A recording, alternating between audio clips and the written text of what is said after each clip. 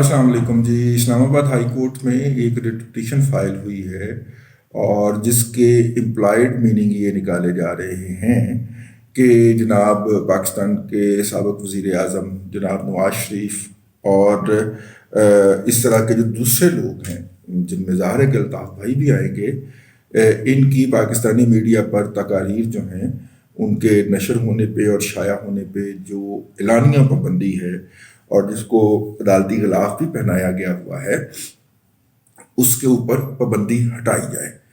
یہ writ petition file ہوئی ہے human rights commission of Pakistan کی طرف سے، ایک ادارہ ہے. اس کے اندر Punjab federal union of journalist جو ہیں، Pakistan federal union of journalist جو ہیں وہ بھی شامل ہیں.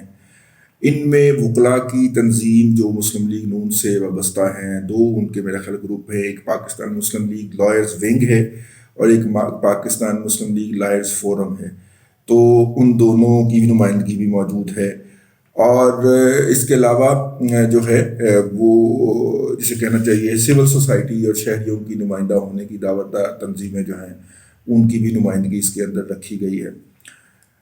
بنیادی طور پہ پاکستان میں جب الیکٹرانک میڈیا کا دور آیا تو خیر وہ زوال کا شکار ہے اور اپنی اعتباریت اور کریڈیبلٹی کے حوالے سے تو نیگیٹو میں چلا گیا ہوا ہے. لیکن جب دور کا آغاز ہوا تو چونکہ زیادہ تر میڈیا کے مالکان جو تھے وہ میڈیا صارفین میں سے تھے، یعنی کہ جو سکرین کے سامنے بیٹھے ہوتے تھے. سکرین کے پیچھے کیا ہو رہا ہے وہ ان کے فرشتوں کو بھی علم نہیں تھا، تو لہذا سکرین پہ نظر آنے والے چہرے ان کے مطابق دنیا کے سب سے بڑے صحافی ہوتے تھے، اور سکرین کے پیچھے کام کرنے والے جو لوگ تھے وہ ان کے خیال میں ایگزسٹ نہیں کرتے تھے. لہذا آپ اندازہ فرمائیں کہ اس وقت بھی جو چھانٹیاں ہو رہی ہیں، 20-20 لاکھ روپیہ لینے والے اینکر کی تنخواہوں میں 1 روپیہ بھی کمی نہیں کی جا رہی، اور 20,000 روپیہ لینے والا جو این ایل ای ہے یا چھوٹا سٹاف ہے اس کو کہا جاتا ہے کہ تو 10,000 لینا ہے تو کام کرتا رہے ورنہ تھینک یو ویری مچ. تو اس سے آپ اندازہ کر لیں اس مائنڈ سیٹ کا. اور پھر اوپر سے جن لوگوں نے اس میڈیا کو مینج کرنے کی کوشش کی ان کی تو ساری عمر میڈیا سے دور کا بھی واسطہ نہیں نہ رہا. ان تک تو میڈیا کی رسائی بھی ممنوع ہوتی ہے، تو اس لیے ان کو تو چھوڑ دیں. لیکن یہ جو مائنڈ سیٹ میں نے پہلے عرض کیا، یہ روب عمل آیا، تو اس کے نتیجے کے اندر بہت جو بوسنے تھے وہ جو تھے وہ بہت بڑے بڑے جو تھے وہ ٹی ویز کے اندر اعلیٰ عہدوں پہ فائز ہو گئے. بہت چھوٹے جو جن کو رپورٹنگ میں ہم چھوٹے سمجھا کرتے تھے یا جن کے کام کو ہلکا سمجھا جاتا تھا، وہ پتہ چلا کہ وہ جناب پرائیویٹ ٹی وی چینل پہ اعلیٰ عہدوں کے اوپر متعین ہو گئے ہیں، کیونکہ وہ جو سیٹ تھا اس سے ان کی ونس اپون اے ٹائم یاری رہی ہوئی ہے. تو سیٹ اب چونکہ ٹی وی لا رہا تھا تو وہاں پہ وہ اعلیٰ عہدوں پہ متمکن ہو گئے. تو یہ ساری تباہی پھری ہے، یہ اسی وجہ سے پھری ہے پاکستان میں میڈیا کی، اور خاص طور پہ اس کی کریڈیبلٹی کے حوالے سے. اب اس میں ایک اور بھی جسے کہنا چاہیے کہ جو نسل ہے وہ سامنے آئی ابھر کے، اور جس کو ہم اینکر کہتے ہیں. ظاہر ہے جب اینکر سب سے بڑا صحافی ہوگا تو پھر دنیا کا سب سے امپورٹنٹ آدمی ہوگا، اور وہ ہر جگہ کے اوپر فرنٹ پہ سیٹ چاہے گا، اور ہر پریس کانفرنس میں ہر میٹنگ میں وہ تبڑ سوال کرے گا اپنی طرف سے، اور ایسے بے تکے اور لایانی بھی سوال کرے گا کہ میرا خیال ہے جو صحافت کی ABC میں بھی شامل نہیں ہے. نتیجہ یہ ہوا کہ جب یہ ریٹ پٹیشن کا فائدہ، اس طرح کی ریٹ پٹیشن جو ہیں وہ سوسائٹی کے کولیکٹیو مائنڈ سیٹ سے یا ریپرزنٹیشن سے فائل ہوتی ہیں. زیادہ مناسب ہوتا ہے، ہمارے جو نئے سپریم کورٹ بار ایسوسی ایشن کے لالا جی منتخب ہوئے ہیں صدر، وہ کوئی گھاٹ انقلابی نہیں ہے. زیادہ مناسب ہوتا کہ وہ لے کے جاتے یہ پٹیشن نا، اور وہ اس کے اندر آرگومنٹ کرنے والوں کے لیے کھڑے ہوتے. لیکن اس سے پہلے کہ وہ لے کے جاتے تو کچھ لوگوں کے ہاتھ سے داڑھی لگانے کا موقع نکل جاتا جنہوں نے مسلم لیگ کے اندر سے داڑھی لگانی تھی، تو انہوں نے فوری طور پہ اپنی لابی کو ایکٹیویٹ کیا نا. مسلم لیگ نون میں میڈیا سیل میں ایک بڑی خوفناک لابی ایگزسٹ کرتی ہے جو ہر موقع کے اندر ٹروجن ہارس ثابت ہوتی ہے.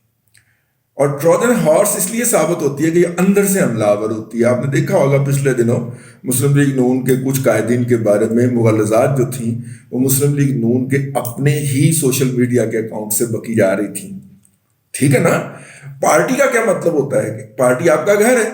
تو اگر گھر میں کوئی اختلاف ہوا ہے تو آپ اندر بیٹھ کے اختلاف کریں نا، اور اندر بیٹھ کے ان کو پوچھیں کہ بھائی جان یہ آپ نے کیا کہہ دیا، ان کو موقع دیں. مطلب اس کے اندر احسن اقبال جو پارٹی کے سیکرٹری جنرل ہیں ان کی ریڈ ماری گئی، خواجہ آصف کی ریڈ ماری گئی، ٹھیک ہے نا، یہ چودھری تنویر حسین جو ہیں ان کی ریڈ ماری گئی، کن کی ریڈ نہیں ماری گئی؟ اور مسلم لیگ نون کے اپنے اکاؤنٹ سے ماری گئی، اور بڑے وہ فخر سے بتاتے ہیں ہم نے قائدین کو سیدھی راہ پہ لایا، اور تم نے چوک کے اندر اپنے قائدین کی عزت رو لی ہے، تمہیں اندازہ ہی نہیں ہے، ٹھیک ہے نا۔ کبھی عمران خان کے بارے میں کوئی غلط بات کرتے ہوئے دیکھا ہے؟ آپ کہیں گے جی ہم نے کون سی نواز شریف کے بارے میں غلط بات کی ہے، تو وہ کوئی لمحہ سے دور نہیں ہے، وہ بھی آ جائے گا، اگلا سٹیپ وہی بھی ہو جائے گا، ٹھیک ہے۔ تو کہنے کا مطلب یہ تھا کہ چونکہ ال آرگنائز پارٹی، اور میں پہلے بھی کہہ چکا ہوں کہ میاں نواز شریف انجوائے کرتے ہیں اس ال آرگنائزیشنز کو، اس ال آرگنائزیشن کو نا، تو لہذا وہ انجوائے کر رہے ہیں۔ میاں نواز شریف کی لوور کورٹ کے اندر سزا نہیں ہوتی تھی، ٹھیک ہے، مسلم لیگ لائر ونگ اور یا مسلم لیگ لائر فورم کو اگر ایکٹیویٹ کر دیا جاتا، جب ایکٹیویٹ کیا تو چلے گئے نا لندن، تو یہ پہلے کیوں نہیں کیا تھا؟ ٹھیک ہے نا، ایکٹیویٹ کیا اور سارے آپ کے جا کے بار ایسوسیشن کے نمائندے جا کے درخواست دہندہ کی سائڈ پہ کھڑے ہو گئے، تو جج بھی تو انہی میں سے ایلیویٹ ہو کے گیا ہوتا ہے نا، تو جج نے بھار لیا اس کا۔ رانا ثناء اللہ کی بیل کیسے ہو گئی اور میر شکیل الرحمان کی کیسے ڈسمس ہو گئی؟ رانا ثناء اللہ کے ساتھ جا کے بار ایسوسیشن پوری کھڑی ہو گئی تھی، انہوں نے کہا جی یہ ظلم ہو رہا ہے، اور اس کی ایک اور بھی وجہ تھی کہ رانا صاحب بار ایسوسیشن کے ممبر بھی تو ہے نا، وکیل بھی تو ہے نا، تو بار ایسوسیشن کھلی ہو گئی اور ہائی کورٹ کو میرٹ کے اوپر کیس سننا پڑا، ورنہ تو واٹس ایپ پہ سن رہی تھی، ٹھیک ہے۔ تو کہنے کا مطلب یہ ہے کہ یہ پتہ نہیں، اب مجھے اس وقت بھی نون لیگ کی اور ان کی قیادت کی عقل کے اوپر رونا آتا تھا کہ جس طرح سے آپ بچ سکتے ہیں، آپ وہ انسٹرومنٹ ایکٹیویٹ ہی نہیں کر رہے،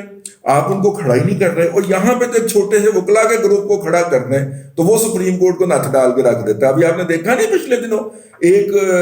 جج صاحبہ جو ہیں انہوں نے کہا کہ میں خود کی اشی کر لوں، جو کچھ میرے ساتھ جو ہے وہ وکلا کے ہاتھوں ہو گیا،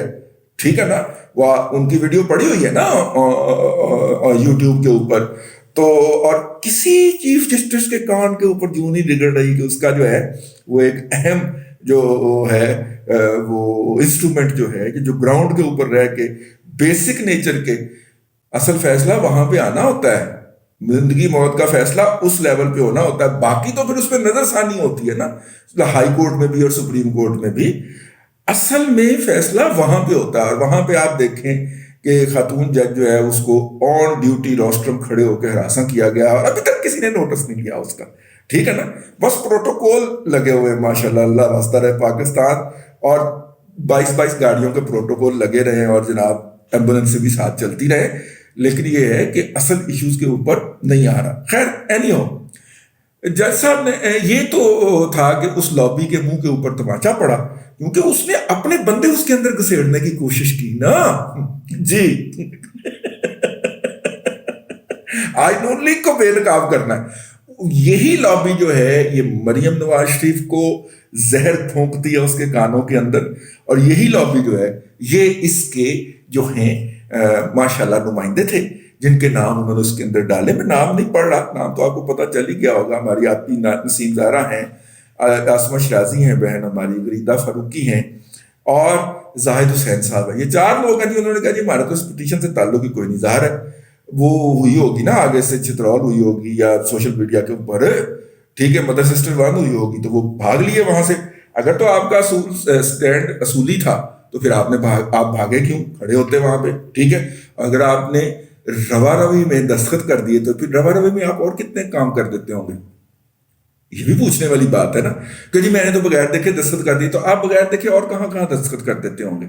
یہ بھی بتائیے ہمیں۔ تو خیر وہ تو جواز کوئی نہیں ہے، لیکن یہ بیسیکلی جو مسلم لیگ کی قیادت ہے اس کے منہ کے اوپر تماچا پڑا ہے کہ وہ کن لوگوں کے اوپر الائنس کر کے یہ ووٹ کو عزت دو والی جنگ لڑنے جا رہے ہیں، جو اتنے کمپرومائزڈ ہیں۔ اور جس کا 2 کنال کا گھر ہے اور جس کے پاس رسیدیں نہیں ہیں وہ کیوں کمپرومائز نہیں ہوگا، کیوں کمپرومائز نہیں ہوگا وہ، ٹھیک ہے نا۔ اس لیے یہ لوگ جو میرا مطلب ہے کل تک جن کو ہم انٹرنی رکھنے کو تیار نہیں تھے اب وہ سپر سٹار ہیں، ٹھیک ہے، تو کوئی نہ کوئی کمپرومائز تو ہوا ہوگا نا یہاں تک آتے آتے، کیا خیال ہے؟ تو اینی ہاؤ، اس لیے یہ جو تھا یہ مسئلہ جو تھا یہ کچھ یوں نپٹا ہے کہ 3 ہفتے کی ڈیٹ پڑ گئی ہے. اب اس کے اوپر بھی 2 پارٹیاں میدان میں آ گئی ہیں. اس میں ایک نے کہا پی ٹی آئی نے کہا کہ وہ پٹیشن اٹھا کے باہر پھینک دی, اور دوسری نون لیگ والی نے کہا کہ جناب ججوں نے وہ بوجھ اٹھانے سے انکار کر دیا. بھائی جان جج صاحب نے جو پوائنٹس رکھے ہیں اس کے اوپر بحث ہونی چاہیے, لیکن میرا ایز اے پاکستانی ایک جرنلسٹ کے طور پر سوال ہے کہ حضور اپیل بھی ملزم کی پینڈنگ ہے, اور اس وقت سے پینڈنگ ہے جبکہ وہ آپ کی کسٹڈی میں تھا. اس کی باری تو نہیں آ رہی, ٹھیک ہے نا, اس کی باری تو نہیں آ رہی, لیکن اسے مفرور قرار دینے کی ساری درخواستیں does does does does does آپ سنی جا رہے ہیں. تو پھر ہم ارشد ملک جو ہے سمجھیں کہ باقی بھی ارشد ملک ہی بیٹھے ہوئے ہیں. کیا خیال ہے؟ میں جان کے امان پا کے without any contemptuous remarks to any honourable member of اعلیٰ جوڈیشری یہ عرض کرنے کی جسارت تو کر سکتا ہوں نا کہ سر کہ ایک ملزم کی اپیل پینڈنگ ہے, آپ وہ اپیل نہیں سن رہے, لیکن اسے میڈیکل گراؤنڈ کے اوپر آپ باہر بھجواتے ہیں, چلے آپ نہیں بھجواتے, حکومت بھجواتی ہے, اور پھر اس کو مفرور قرار دینے کی درخواست جب آتی ہے تو وہ صرف یہ کہتا ہے کہ پہلے میری اپیل سن لی جائے میرٹ کے اوپر, جبکہ وہ اپیل فریولس ثابت ہو چکی ہے. ارشد ملک کے بیان کے بعد وہ اپیل فریولس ہو چکی ہے. وہ عدلیہ کے دامن کے اوپر بلکہ ماتھے کے اوپر کلنک کا ٹیکا ہے, وہ ان کے سفید دامن کے اوپر داغ ہے. ویسے عدلیہ نے کالا گاؤن نہیں پہنا ہوتا, داغ نظر نہیں آتے, لیکن اگر وہ سفید ہو تو اس کے اوپر ایک داغ ہے. حضور یہ میرا مطلب ہے کہ انلیجیٹیمیٹ چائلڈ ہے, اس کو جتنی مرضی جلدی ڈسپوز آف کر دیں, اس کو نام دے دیں کسی کا تاکہ اس کی کوئی جسٹیفیکیشن پیدا ہو جائے, لیکن یہ اس کو پہلے نپٹانا بنتا ہے. یہ تو ایمرجنسی کی سچویشن ہے, اور آپ یہ سوال اٹھا رہے ہیں. تو میرا خیال ہے کہ آئین دوبارہ لکھا جا رہا ہے پاکستان کا, سی آر پی سی اور پی پی سی جو ہے, اس لیے میں تو اس پہ اس سے زیادہ اور کچھ نہیں کہہ سکتا. اس لیے بڑے دستبستہ عرض کرنی ہے کہ دونوں سائڈ پہ ماشاءاللہ کمال کے لوگ ہیں. مزہ آیا ان 4 لوگوں کے وڈرا کرنے سے, مزہ آیا, ٹھیک ہے نا. اور آپ اندازہ کریں کہ ان لوگوں سے ہم ووٹ کی عزت دو کی بحالی کا اعتبار کیے بیٹھے ہیں یا توقع کیے بیٹھے ہیں. ہم سب ہی احمق کوئی کیا ہوگا, میں شعر کے اندر ترمیم کر کے کہہ رہا ہوں, ہماری قوم جیسا بیوقوف اور احمق کون ہو سکتا ہے جو ان لوگوں سے توقع رکھتے ہیں کہ یہ اس ملک کے اندر ووٹ کی عزت بحال کرائیں گے. واہ واہ واہ واہ. اللہ آپ کو آسانیاں عطا کرے اور آسانیاں خلق خدا میں تقسیم کرنے کی توفیق عطا کرے.